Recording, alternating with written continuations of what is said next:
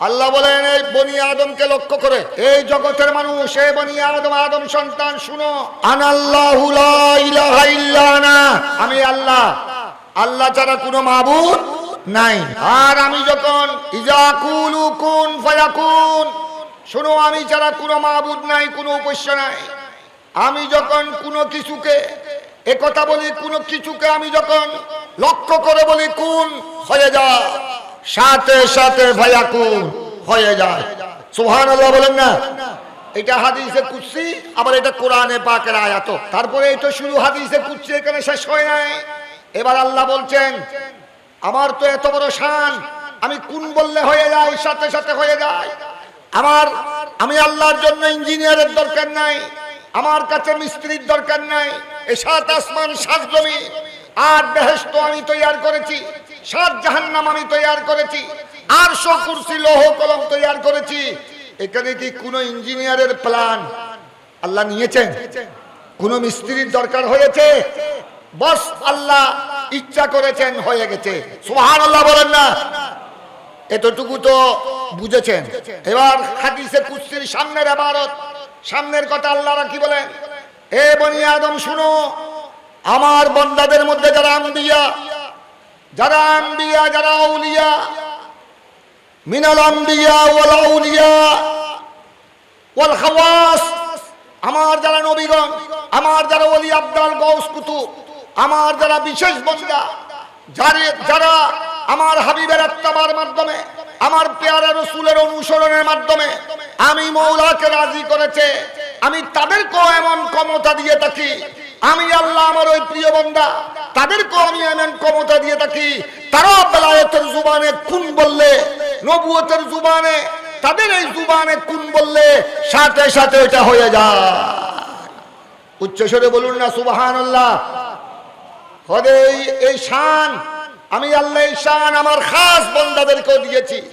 হাদিসে কুদসির মধ্যে রয়েছে মিনাল আম্বিয়া ওয়াল আউলিয়া ওয়াল খাওয়াস, আমার যারা নবী রাসূল, আমার যারা ওলি গাউস কুতুব আব্দা, আমার যারা খাস প্রিয় বান্দা, যারা আমার পেয়ারা রাসূলের মাধ্যমে, আমার হাবিবের ইতাআত মুহাব্বত অনুসরণের মাধ্যমে আমি মওলাকে রাজি করেছে, আমিও তাদেরকে এই ক্ষমতা দান করি।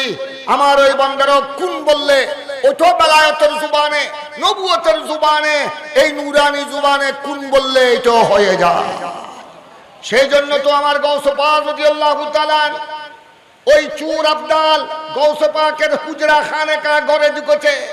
আমার গাউস পাক সাথে সাথে যখন বলে দিল আল্লাহ এই চুর, এই ডাকুকে আল্লাহ তুমি আব্দাল বানিয়ে দাও, এই চুর, এই ডাকুকে আল্লাহ তুমি কুতুব বানিয়ে দাও, সাথে সাথে ওই চুর কোন রিয়াদত করে নাই, কোন তওবা করে নাই, ওই চুর কোন 6 মাস 6 বছর 12 বছর ইবাদত করে নাই।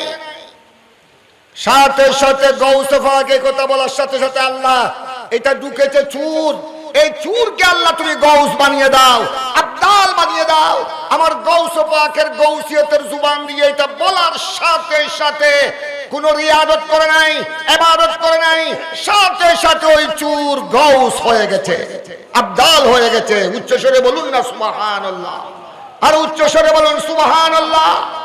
আজ আমরা এমন দরবারে এসেছি, আজ আমরা এমন ওলিদের দরবারে এসেছি, আমরা যদি ঠিক সহি নিয়তে, আমরা যদি মুহাব্বতের সাথে আসি, এখানে শুধু আমাদের গুনাহ মাফ হবে তা নয়, এতগুলা উলামায়ে কেরামের মজলিসে বসেছেন, এতগুলা ইমানদার আশিক রাসূলের সাথে বসেছেন, গুনাহ তো প্রথম বসার সাথে সাথে মাফ হয়ে গেছে। যখন আপনারা মুহাব্বত নিয়ে এসেছেন, কাদরি সাহেব হুজুরের এখানে সালাম কদম বুঝি আরজ করেছেন, এতগুলা ইমানদারের সাথে বসেছেন, এতগুলা উলামায়ে কেরামের সুহবতে বসেছেন, যদি মুহাব্বত নিয়ে আসেন, আসার সাথে সাথে বসার সাথে সাথে গুনাহ মাফ হয়ে গেছে।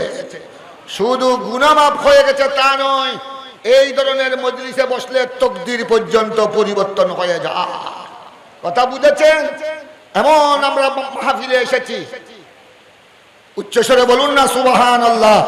তাই আপনাদের খেদমতে আমার আরজ, ঈমান আকীদা ঠিক রাখবেন, আহলে সুন্নাত ওয়াল জামাতের আকীদার উপর মজবুত থাকবেন, অন্তরের মধ্যে হিংসা রাখবেন না, এক মুসলমান আর এক মুসলমানের প্রতি হিংসা বিদ্বেষ রাখবেন না, বেয়াদব গুস্তাখ থেকে দূরে থাকবেন।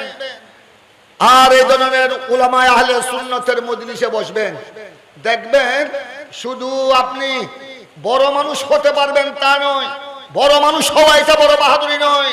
কোটিপতি হিন্দু বৌদ্ধদের মধ্যে আসো না নাই? উচ্চস্বরে বলুন না। হিন্দু বৌদ্ধ খ্রিস্টান ইহুদি নাসারা যারা আল্লাহর দুশমন, রসুলের দুশমন, মুনাফিক, ওই যারা খুদাদ্রোহী নবীদ্রোহী, এদের মধ্যে কি কোটিপতি নাই? এদের মধ্যে শিল্পপতি আছে না নাই?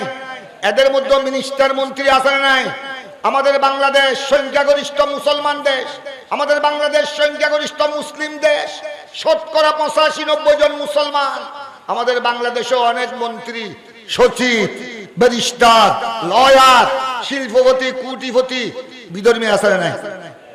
তাই বড় শিল্পপতি হওয়া, বড় কোটিপতি হওয়া এটা বড় বাহাদুরি নয়। ঈমানদারের জন্য সবচেয়ে বড় বাহাদুরি হলো ইশকে মুস্তাফা সাল্লাল্লাহু আলাইহি সাল্লাম, রাদায়ে মাওলা। ঈমানদারের জন্য সবচেয়ে বড় নিয়ামত হলো আমার প্যারা রাসূলের মুহাব্বত নিয়ে কবরে যাওয়া।